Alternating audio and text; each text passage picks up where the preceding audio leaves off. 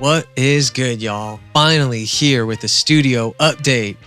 We have made it to this point where it is fully functional, but things will evolve and change over time. But for right now, I am fully set up and I'm going to do a full walkthrough of what that setup looks like in this video. Big shout outs DistroKid for being today's sponsor. More on DistroKid a little bit later in the video. But for right now, let's get into the new studio space. We built this in roughly 3-ish weeks, and it was an empty basement space. And by empty, I mean total filled with junk. Horribly filled with junk. It had been like that for years. My studio setup used to be in the basement with just like curtains around the walls, before it moved up to what is now Sun's room. And then from Sun's room, I rented the apartment that's right above me here, because I'm in the basement of a duplex, and that lasted for a little while. Then I moved and transitioned into my dad's warehouse, and then back to the living room where a lot of y'all know most of my videos from now, and my live streams and everything. When the pandemic hit, as you know, I moved everything to the living room. That slowly evolved and I got more gear, and as I got more comfortable with live streaming and what it took to live stream, it meant that having dual computers was necessary. So it's just, as you can imagine, gear starts to really stack up and fill up our living room. So I'm really excited that I'm finally out of there. I definitely miss it because it's, you get used to a space for a few years, but it is so awesome having a dedicated studio here at home. I'm going to do a bit of like a super fast highlight reel of all like the footage and photos I took of the process of building it. I had the empty room, and I brought my uncle over. Huge shout out to my uncle. Man, without him, I could not have built this, especially in the time that we built it in. And he did most of the complicated work. I've never built a room, so I just kind of followed his lead and tried to, help him anywhere I could. So we got straight into framing once I got all the lumber and everything loaded in with another friend of mine. Huge shout out, James. Once everything was loaded in, we just kind of got straight to framing the room, and that really only took a couple days total. And insulation was the next step, and then drywalling, and I put in a few electrical outlets. It's not like the best, but made it work with what I had available to me. Putty, or whatever you call it, the compound to seal all the drywall, sanded, painted, the standard process of building the room. The hardest part, aside from the sanding and painting, which was the most painstaking part, the hardest part was loading everything in.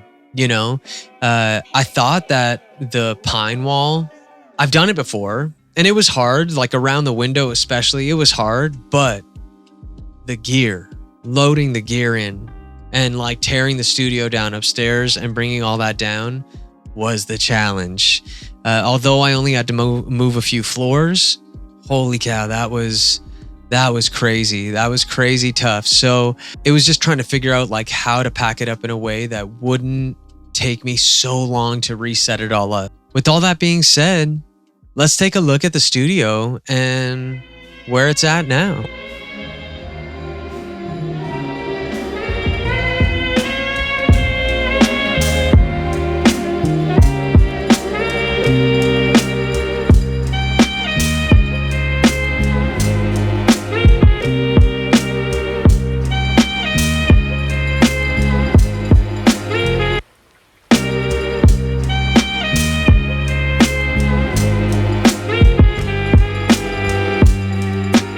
And now, a quick message from our sponsor today, DistroKid. I'm going to take you through what Hyperfollow means. I've talked about this before. I use it really often, so I think it's a service that's worth talking about within DistroKid's platform. As you can see here, I've got all my songs that I've uploaded over the last few years. I'm going to go to Patience, which is a track I have dropping this Friday, March 31st. Do me a solid and pre-save it. And this is exactly what I'm going to show you how to do. So shout outs to Cody Banks on the amazing artwork. Wow. Damn, I can't believe it turned out that good. Here I have it set for release. Release date, March 31st, 2023. Okay, what we want to do is go to this link called Hyperfollow. Hyperfollows are made available to you immediately. The moment you upload the track, you have a pre-save link that you can share with your community, your subscribers, your followers, whatever, wherever, and it allows people to pre-save it only on Spotify. It's only available for Spotify. But when you pre-save it, it sets a reminder for those people who are pre-saving it, and it increases the chances for you to potentially be added to some kind of algorithmic playlist. The longer you have your track in the release sphere, I uploaded this song middle of February, and I applied for Spotify playlisting through Spotify for Artists, which you can get immediate access through DistroKid. And it's been applied for about 4 weeks now. Over those 4 weeks, I've been pushing this link to my community, to my Discord, Instagram, TikTok, wherever you can find me on. And I'm always saying pre-save it, because it gives you, if I go Spotify pre-save now, boom, done, pre-save. So the dope thing about it is the more pre-saves you have, the more solid of a release day you're going to get, just by virtue of how many people are going to be notified on that first day. So it's extremely important to get that pre-save link out and make sure people are notified. Once again, shout out to DistroKid. You got a link in my description to get 7% off your first year. Make sure you use that. Now, this is the space. So it's funny because it's really like, I talked about this on my streams and other previous YouTube videos where I tried to keep it as close to what it was for me upstairs as possible. And the reason I did that was because it was so functional. It wasn't me trying to move out of a space to create a whole new environment to work in and figure out the flow of it. It was me going like, how do I take this and just carry the entire rig downstairs so that it works exactly like it did upstairs? Because that was really functional for me. It allowed me to stream and record YouTube videos with such ease that I needed it to be the same that way. So the few differences that you might notice are that, like, I don't really have a lot of space down here as much as I thought. Once you start getting gear in here, you're like, oh, okay, like this is going to be tight, you know? So mind you, I'm grateful for the amount of space I have. I want to make that known. I'm very, very grateful to even have this space. The room itself is about 11 feet long by maybe 7.5 feet wide. The ceilings are about 6 feet, just maybe a little bit over. It's about 6-ish feet. So yeah, like it's definitely a tight space, but what's cool is that I was able to really maximize the use of it. I'll show you the way my actual rig is set up. I had to get these backlights on and plugged in just so that we can kind of see the entire space. I realized that I had the lights off, so, you know, it was a vibe. It was a vibe. I had to leave the fire sprinkler system in there. Yes, it's a little bit concerning, but if there was a fire, would you rather your gear melted or soaked? I don't know. Both suck. But I realized how useful the iron piping is. So I ended up actually putting in another post over on this side so that I can clamp my cameras.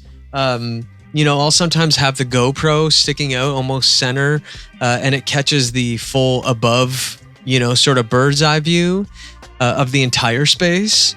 It's so functional and works so well. And then I have another A6400 in the corner here. So I'll show you that. I'll take you through a few of the angles. We got this angle. Wow, the lighting is so different on this right now. Okay, so as you can see, my setup has remained the same, where I have the stream computer monitor, my camera, and the other production computer monitor all mounted on the same C-stand that is holding the softbox. I had to get a new softbox because I couldn't fit the other one. The ceiling was too low and it made the light too close. So I searched far and wide for a shallow softbox that could hold an LED light in there. And yeah, I've got tons of different clamps and mounts that I use. So I just clamp them up there. That one specifically is holding up my heating vent for right now because I have to screw it in. You know, there are still a couple things that need to be done. Yeah, if you notice, I've got all my acoustic panels that also got completely soaked during the move, but we won't go there. They still work great. That is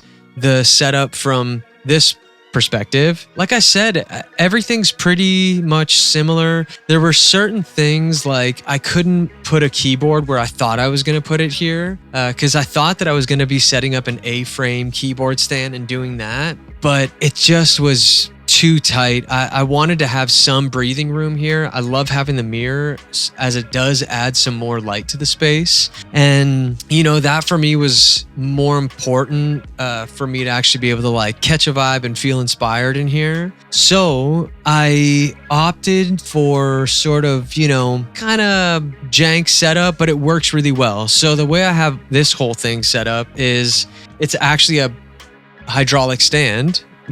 So I can do this.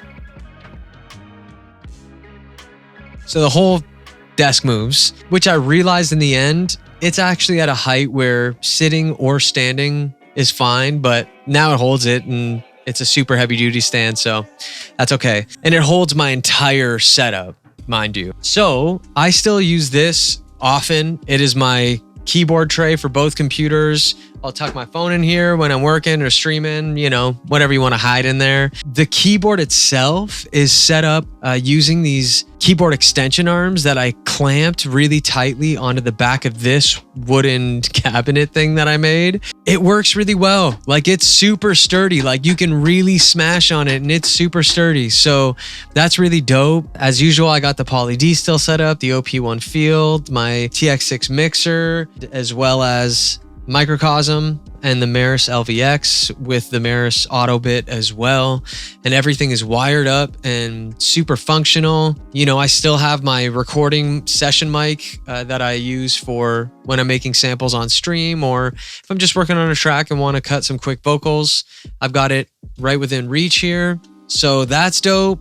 And as you can see, I got the drums set up finally, which is amazing. I'm so excited to have my kit set up. I've been making so many tracks with real drums, and I'm really excited to be able to start sharing some more break packs with y'all. You know, that's something that I've been really looking forward to with this space. We got Doom poster in the back. Yeah, it's not an original, but it's a dope poster. You know, gives me inspiration when I walk in here. Yeah, what else am I missing? If you got questions, please leave them down in the comments. Let me know if you want me to go do a video of like a detailed run through of how I have everything wired up. I'd be more than happy to. Yeah, if you have any questions about the setup specifically and how I built anything or made anything work as far as lighting, cameras, or anything, please let me know in the comments. I know this video was a little bit jumbled. You know, I thought I was going to be posting updates during the process, but it happened so quickly that I'm already in here and I've been working for weeks. You know what I mean? I got straight into here. The moment we finished that following day, I was already set up in here. You know, I hauled up. I drilled holes through the walls and floor upstairs all the way to make sure I could get Ethernet down here. So my internet is pumping. So yeah, I've got it feeding through the back of the wall. The room is not soundproof. It's definitely treated with the Roxul Safe and Sound, but it's not soundproof. It would be impossible to soundproof a space like this just because of the circumstances, you know, like the way the room's built and the imperfections of the actual space itself that it's being built within and so on and so forth. But that's okay. I make it work and it's all good. Shoot, I used to work in the living room and now we down here. Started from the top and now we're in the bottom.